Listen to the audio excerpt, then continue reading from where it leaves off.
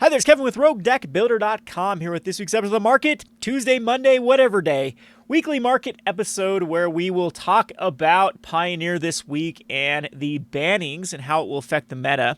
So on my Rogue Market channel, I did put a video out Sunday where I predicted 2 out of the 3 cards that were going to get banned. I thought Field of Dead would take another week. I thought that Field and probably Oko would be the next bannings, and I still think that Dig Through Time and Treasure Cruise will inevitably be banned, but I think we're starting to get down to the more broken cards out of the Pioneer format. Eventually they'll get cut, and then we can start to see how the metagame will shift. There might be some other cards even further down the road, like Collected Company or something like Rally the Ancestors, but the numbers just aren't there to support those particular cards at the moment. However, as the format becomes more in-depth, I think those 2 cards are the easiest ones to break, as more 3-drops and whatnot are printed that can abuse those enter the battlefield effects. However, this week the banned cards were the Smuggler's Copter, the Once Upon a Time, and the Field of the Dead. And I think that all 3 of those were great bannings for the format. I had some pushback on my Rogue Market video about they think that Wizards is just too ban happy, and I think that Wizards has been doing a phenomenal jobs with their bannings. I think that they've been right on cue with me. That we've been very like the ones that I've been looking at and predicted. They've done a good job of banning those. What people thought that Oath of Nissa was fine. I agreed with Wizards of the Coast that Oath of Nissa was very problematic with Nykthos Shrine of Nyx, where either Nykthos and Teferi needed banned if Oath of Nissa would stick around. We saw Felidar banned as well, which that card was out of control. And again, we're getting down to, I think, just a few more cards that absolutely need to get banned out of the format. Again, Oko, Treasure Cruise, Dig Through Time, I think will be the next 3. And then I'd put the watch list with the Rally the Ancestors, and then something like Collected Company has the most potential, but they just might want to be keeping those particular cards, as, even if they do get as out of control as we've seen with these particular cards, just as more of the format-defining cards. So every format's going to have what they define is the play style of it, and I think that a Coco play style or Rally the Ancestors playstyle meta is something that can be worked around a lot easier than things like Smuggler's Copter, Field of the Dead, and Oko, for example, those particular cards that when they are busted, they really are busted. There's very little things you can do against them. So anyway, let's just look at the Pioneer metagame. The number 1 decks here, all of them, all the top 4, all the top 5, 6, 7, 8, all of this right here had banned cards in them. So this is going to change when Goldfish updates with non-banned cards. So it will be the next Pioneer League that is rolled out will scrap this list, and then they'll put new ones. Mono Black Aggro, of course, was utilizing the Smuggler's Copter here. It was one of the more efficient decks of utilizing the Smuggler's Copter. And I still think the deck is probably good to go. It might go back to Mono Black Devotion rather than, and then just trying to go that Sorin curve like it was before, now that it doesn't get as much of the use of Smuggler's Copter. The Golgari Lands has 2 cards that are going to be banned out of it, Once Upon a Times and the Field of the Dead. And then Field of the Dead, of course, it has its namesake with the Field of the Dead banned. Gruul Aggro also was running mainly the Smuggler's Copter. I still think that this Gruul Aggro is pretty solid going forward.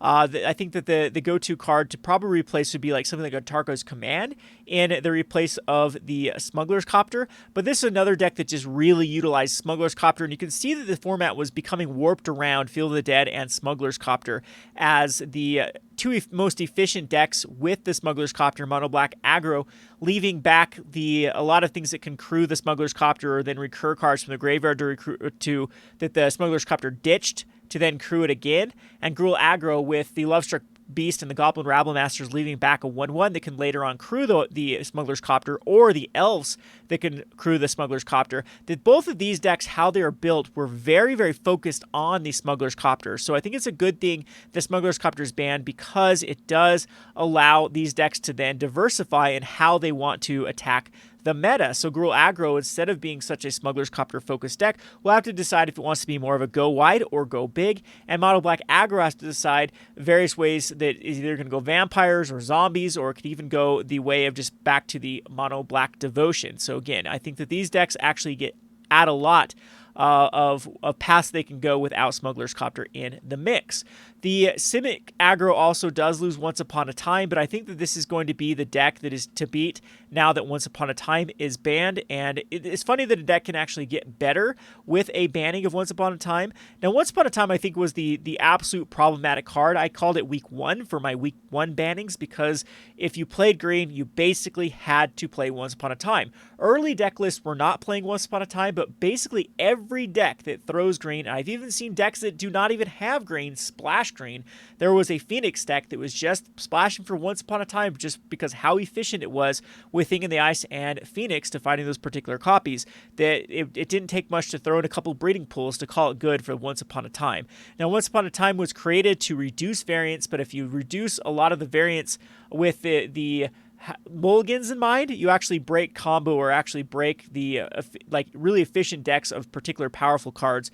And for that reason, I think that Once Upon a Time definitely need to go. So if they create these cards in the future, I think they need to be more focused on just grabbing maybe basic lands or not going through your deck as much as Once Upon a Time does. Free spells in general are just bad for the game. We've seen most of them banned, like Ataxian Probe, and again, I've got pushback with that comment, but the numbers are just there. Free spells just end up breaking cards that utilize things like Delve or just cast triggers or just any cards in your graveyard, instead of sorcery in your graveyard, those type of things. Once Upon a Time, besides just being efficient and finding a particular, adding basically your 5 through 8 copies of particular strong cards, can also be used for filling up the graveyard and reducing variance in a number of ways. So I'm glad that Once Upon a Time is gone. So green Field of Ramp. With Once Upon a Time, we'll probably go back to just your regular ramp strategies that existed week 1. I see these particular bannings I actually think were probably more powerful because now we just have sheer data from the Pioneer than the original bannings on the first couple weeks. I'd actually like to see these decks paired up against some of the previously banned decks, like the Saheeli Cat combo. And anything that is utilizing Oath of Nissa or Leyline of Abundance.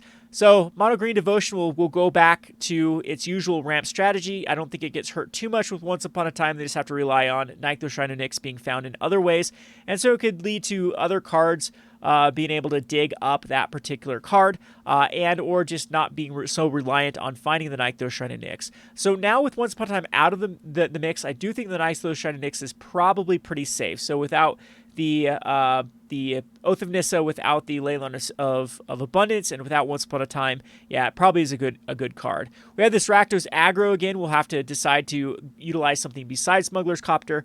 Simic Nexus of Fate, I believe, was running Once Upon a Time in this list. And the first deck that we see that does not have a banned card in it is the Mono Red aggro. However, some of those even were running Smuggler's Copter in the list. And then we go back to Simic Midrange and the Teamer Midrange that were also utilizing the banned cards of Once Upon a Time.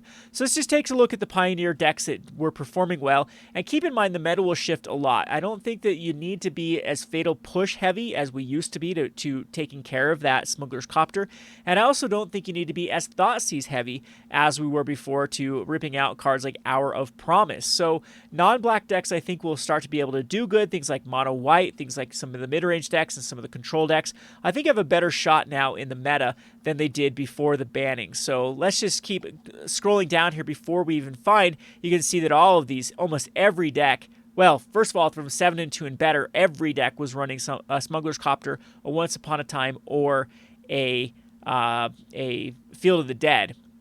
And many of those decks were running multiples of the banned cards. So still Golgari Lands, Golgari Ramp, Infinite Possibilities. This is a Possibility Storm deck. I think this deck did not run a banned card. So there you go. There's the first one. So this is kind of a cutesy list, though. I don't know how well something like the Infinite Possibilities. That's what I like about the Frontier format right now, is it's possible to run a rogue strategy or a combo-based strategy. I've actually played a number of times. We have a customer here that does play this particular deck, and it's got some good runs, but there's absolutely some bad runs with this Infinite Possibilities deck.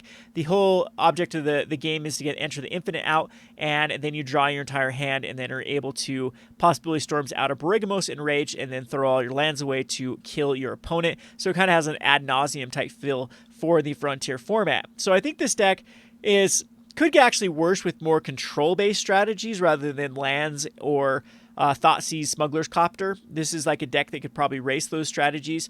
So I don't know. This is just an outlier though, so I'm not going to talk too much on this.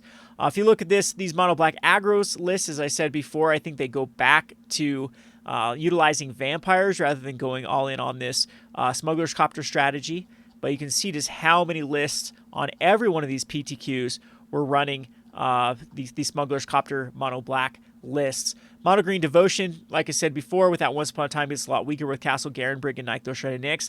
I'm still assuming there's going to be a card here to dig up a land, some sort of efficient card that can get either a creature or a land to take Once Upon a Time's spot, and it might not just be as effective as it was before, or they could just try to go for a more aggressive curve then if they actually do just curve into like the Nykthos Shredded Nyx. Or even just ditch like Walking Bliss, and now that it becomes less effective.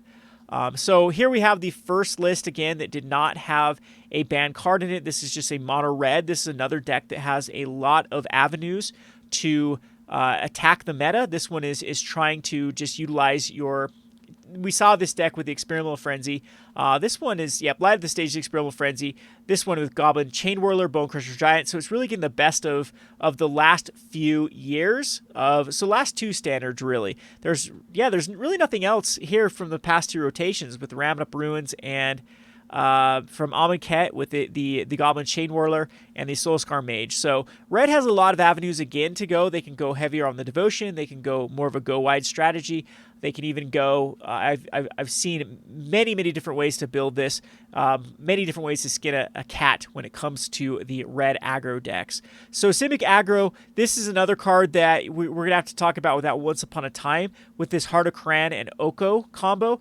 This is a card that I would not be investing in right now with Oko Thief of the Crowns. It does have a lot of synergy with Heart of Kran because of the 2 loyalty that's created with Oko with creating a food, and then Heart of Kran acting as basically the chump blocker. It's also vigilance, so you get to attack and block to save your Oko. And basically this is just the deck that had to get banned out of standard and splashing in some other really impressive cards from yesteryears of standard. So that I wouldn't really give this too much credit because I think that Oko Thief the Crowns, like I said before, is going to be the next one. And just these lists are really starting to show that as well. That if you ban these other decks that could compete with the Simic midrange. Now think, look how much of this was dominated by the lands and the mono black aggro. However, these Simic decks still held their own. They didn't win the tournaments. They didn't win by a huge margin like these other ones did, but they were still there in the running. So I think that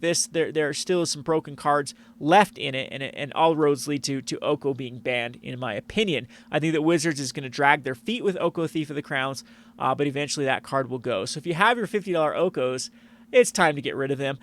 There's still a lot of supply that's left in we saw this with like Teferi, Hero of Dominaria, and when Teferi rotated out of standard, which basically Oko Thief of Crowns is rotated now to standard by being banned, Teferi eventually went down to the $20 mark. So it's just stubborn price. There's a lot of people that have invested in Okos, and I just think that's a misguided notion there to really invest in a card that's banned in the main format that it sees play. And if it does get banned in the Pioneer format, I think that spells disaster for the price of Oko. Brazen Borrower was a card that has gone up leaps and bounds. It was one of the calls that we talked about in my Rogue Roundup video as the best spec. I think the Brazen Borrowers might be a good time to cash out of them and then rebuy in when the dust settles. This is a card that is now going for over $25, and I don't know if the Throne of Eldraine supply can really handle both an Oko and a Brazen Borrow, or if it can even handle either one of them at 25. What was really impressive about Brazen Borrow was how much it's seeing play in basically every format, from Commander to Vintage to even Standard, how much Brazen Borrow sees play. So keep your eye on this card. If you did invest when we called it, now might be a good time to get out and invest in something else that has a better chance of going up. So here's another problematic deck too with the Dig Through Time and the Nexus of Fate.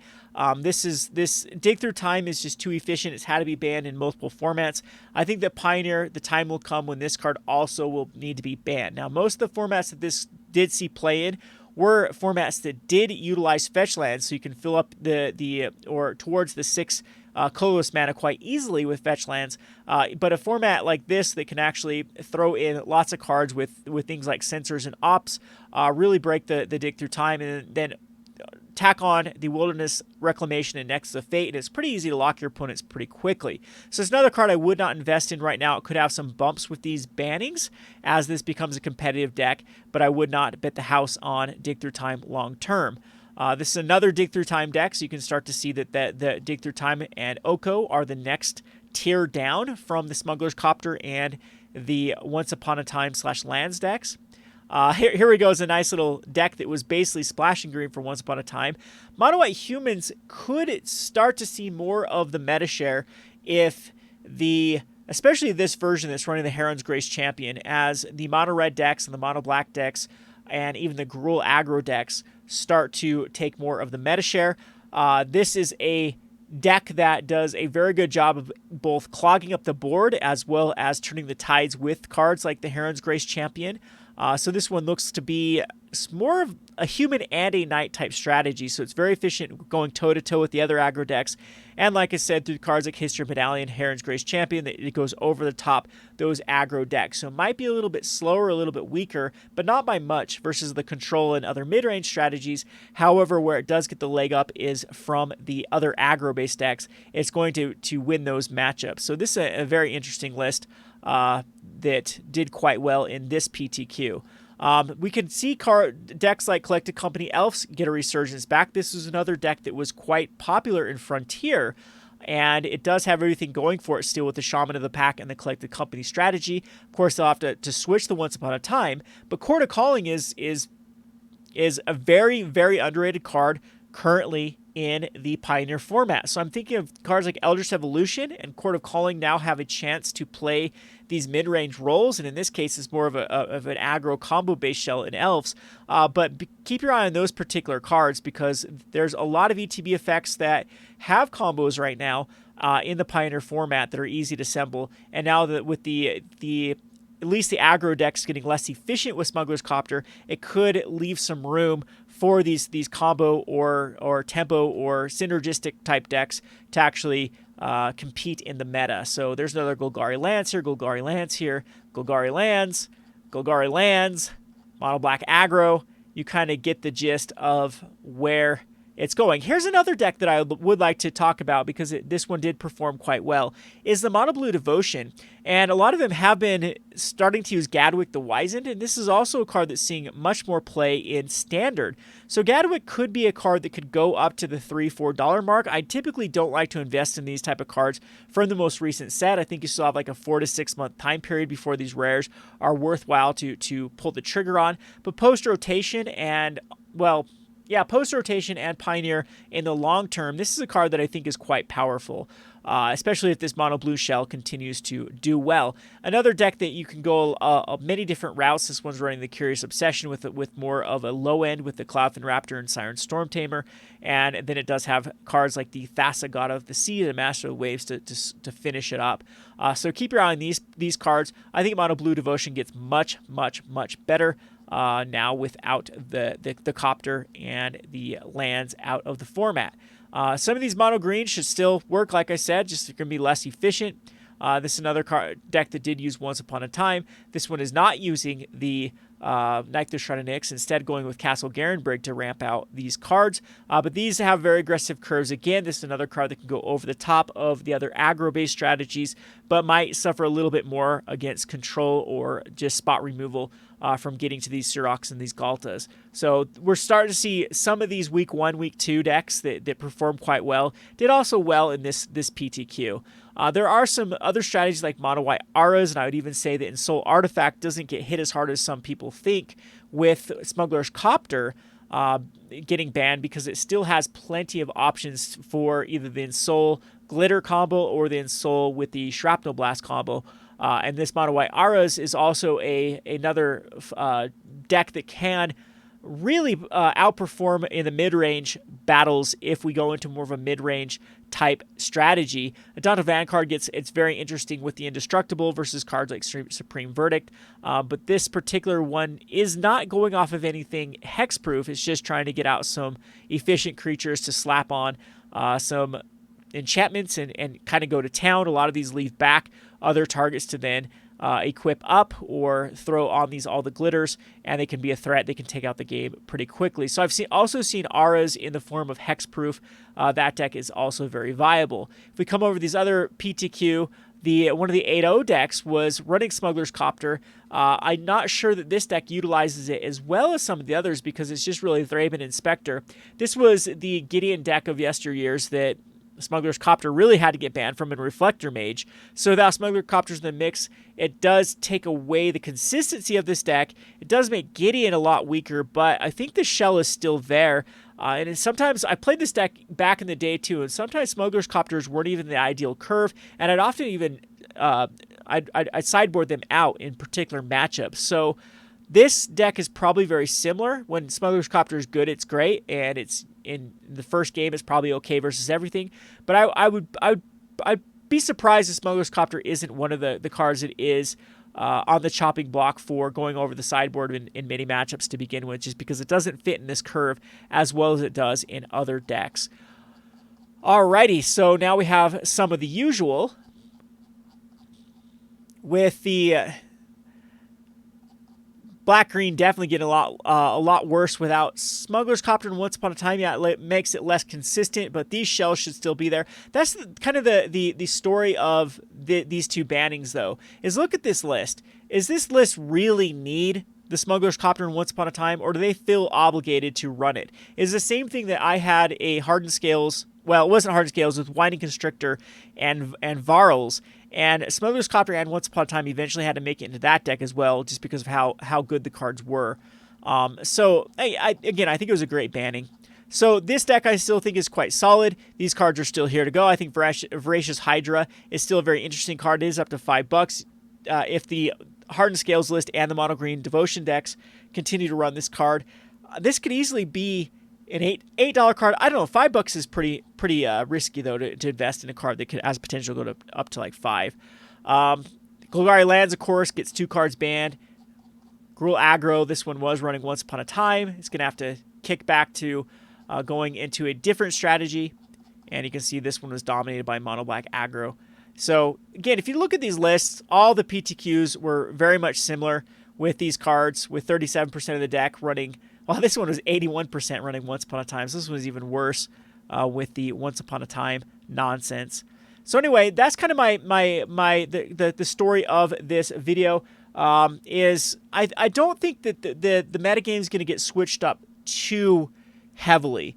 The mono black decks will probably go back to vampires, I'd assume, with Sorin. The Gruul Aggros will probably go back to, I mean, pretty much the same. They're just going to throw in something like a Target's Command and call it good. These green black decks they probably get hit the worst because how good Field of the Dead was in these particular shells. Now they're going to have to go back to more good stuff, like really grinding the game out with cards like Tyler's Tracker that can get them there. But all in all these are still fine, except for, of course, the Field of the Dead are going to have to find these control-based shells. You're going to have to find other finishers besides ban Field of the Dead. So for now, Hour of Promise is the card that gets hit the worst. This card will probably go back down to its previous spike levels. However, if Hour of Promise does, I highly suggest you pick these up if it goes back even further down because of just how much it does see play in the Commander format. So I don't have much time. As you can tell, I've got a cold, and now the sinuses are really getting full here, so I think I'm going to lose my voice here. So we'll call it good for right now for Market Monday. Decided to get a video out there explaining more of the meta, explaining more of my thought process on the cards that are going to get banned, and to wrap it up again, Oko, Dig Through Time, Treasure Cruise, those are cards that I would put on the like extreme warning list, and then the ones on the watch I would put something like Collective Company, and the rally decks could come back with a vengeance now that some of their bad matchups are done. So anyway, this has been Kevin with the Rogue Deck Builder, and if you're looking for more market related content, come check out my other channel over at the Rogue Market. and I'll be producing some videos once this cold goes away. Thanks for watching.